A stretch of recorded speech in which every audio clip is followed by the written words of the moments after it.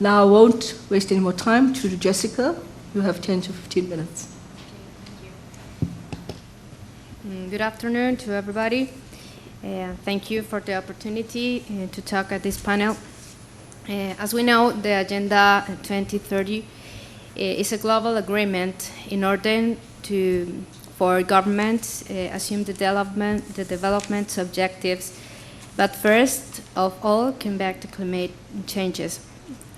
The challenge was the real implementation and how the countries are implementing them.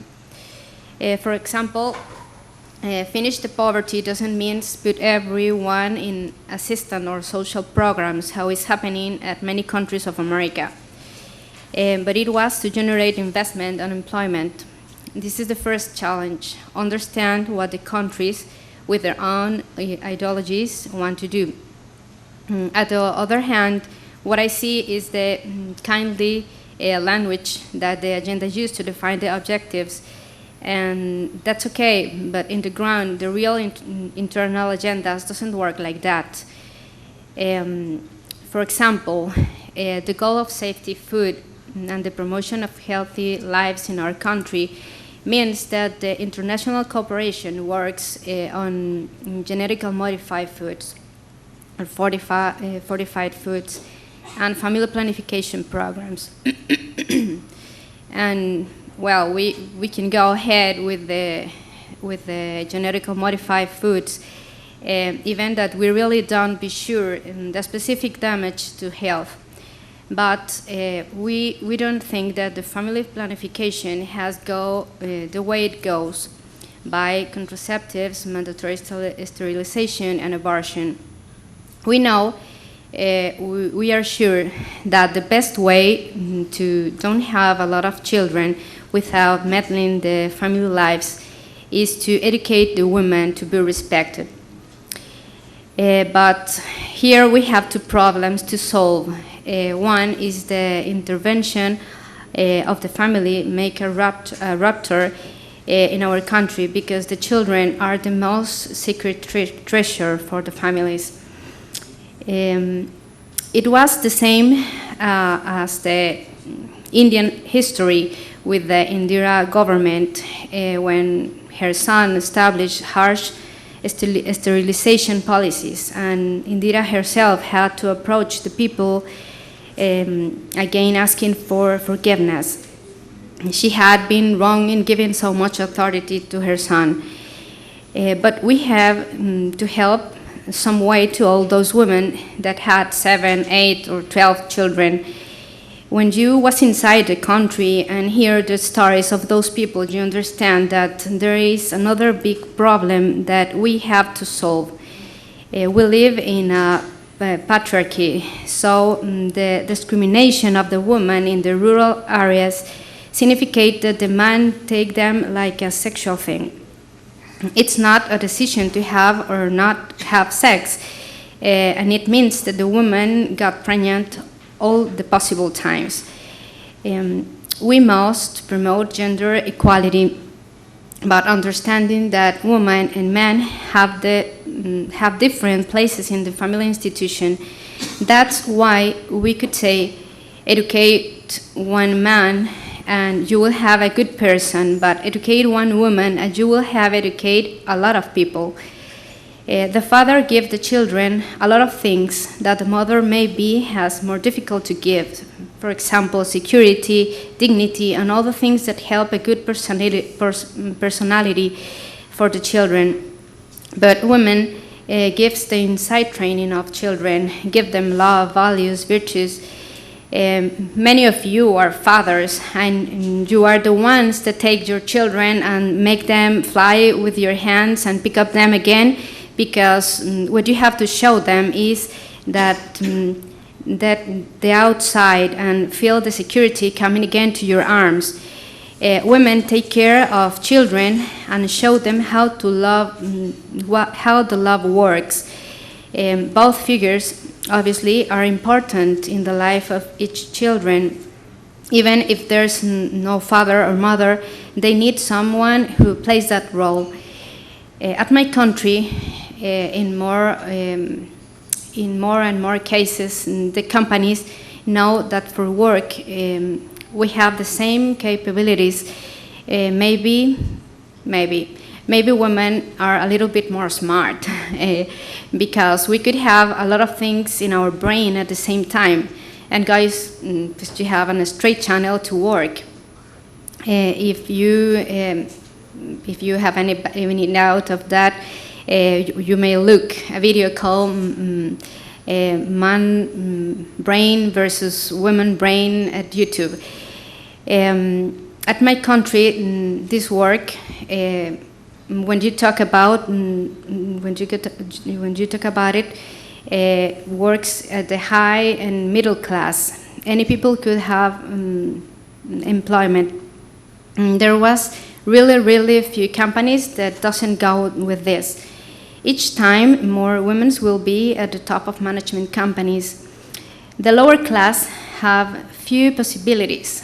There are people that can send all their children to school, and others that can't have money to let them go and prefers them to work. And the boys obviously have the preference in the families. In general terms, the Agenda 2030 of the international cooperation, it's not included in Guatemala development agenda. We haven't changed the multi-annual plans in the public entities to join the consensus of the international organisms. But we are definitely with high pressure from the international and multilateral organisms by financial and technical cooperation. That means that we are technically out, but the financial and technical cooperation push some objectives in a transversal way by the government programs. For example, as I already said, by contraceptives and mandatory sterilization and abortion. The poor woman never knows what was they doing with them. They couldn't know Spanish, so they have a baby or they was pregnant, and the hospitals just call them to have a simple procedures and they sterilize them, or abortion babies. As you see, everything sounds great in the theory, but in the ground we have other reality. Another important element of the implementation that have Guatemala in order to development objectives are the peace agreements. In the last 30 years, Guatemala was subscribed about 10 of these agreements, and of those we advance on the specifically objectives of social development. So we are at the same point than 40 years ago. So the theme is not to subscribe those agreements and then be pressured by the international cooperation, but be a political priority and solving a problem of lack political will to implement them. By first, it's very important to know the way we are in each of the interventions we have to implement. Work and basic lines and establish real time we need and the resources we need to invest for that implementation. This is very important to put in order the international cooperation. By now, Guatemala don't have any agenda that allows to articulate all the requests that are made, and that's why everything came with conditions. Guatemala have an additional challenge, the political conjuncture and the corruption. So there is no any confidence in the public institutions to execute any national or international fund. What we really need is to change the state capabilities to implement any development objectives. So as a country, this is not a problem of investment. It's not a problem of money. It's a problem of government capabilities, confidence and management models. So why I'm here, I'm not a political employee, and I'm an entrepreneur. that take the same risk than other people at my country. We have to do what the corrupted government can't do by now. We need to change the model since the base with social development projects. We are not non-profit organizations because we have to live with the things that we are doing, but we are changing people quality of life, introducing them into the markets with their own well-done products. We have to do like an ant work, as we say at my country, chopstone, going so far from the city and make changes by our own. If we take each of the points of the Agenda 2030, we could find a lot of people doing something with them. In my case, with CETASIC, the project that I started 4 years ago, we are empowerment women, helping them to do quality products, giving them the administration skills, and we had a program of values for them to take care of their families, improvement in their quality of life, reminding their dignity, so they know that they are not just a sexual thing, and they decide how many children they want to have in consensus, obviously, with their husband. They earn money with their work, so they have a new role in the family. They could decide many things.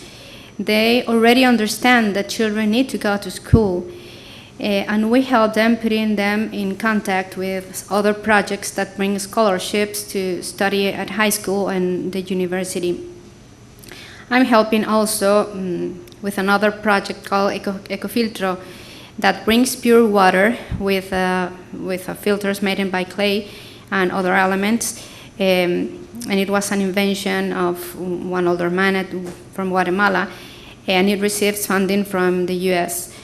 And also, 2 years ago, I started a different project too, and the objective was to found non-political leaders from all the states of my country, be in touch with them and improve them to do a little bit more with their environment.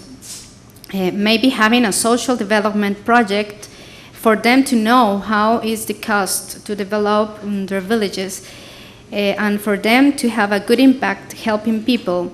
The real meaning of this project is to have everywhere honorable people, thinking that in maybe two years we may be a political group that change our country since the root. Now, it's hard to say, but when people that I know, good people, very good people, try to take a place in the government, or they decide to go, or they're working, then they decide to go outside because the things inside was very difficult to be honorable. So, but are so many people that, okay, perfect, I have 2 minutes. There are other people that stay there, and you look that in very little time they be mixed with all those things.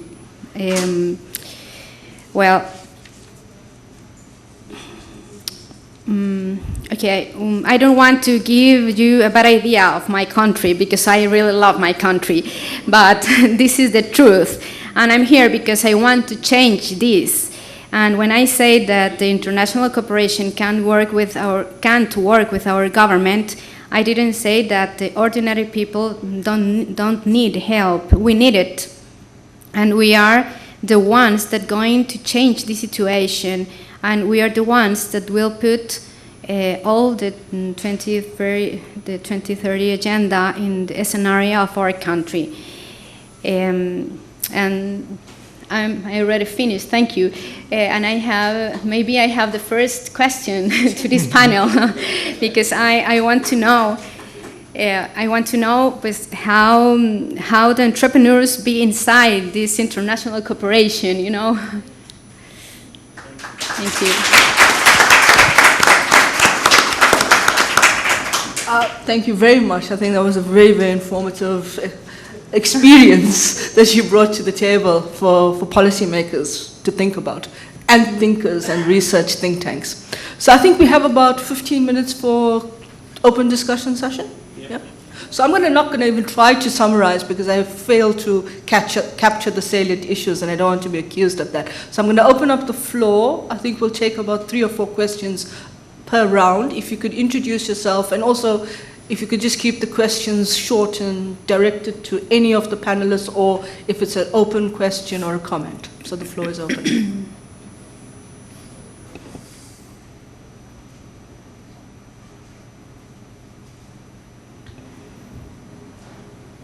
I think the panel just did a good job. I want you to answer my question. Oh, we have a question here. There's one here. Do you have a roving mic? And there's a second one.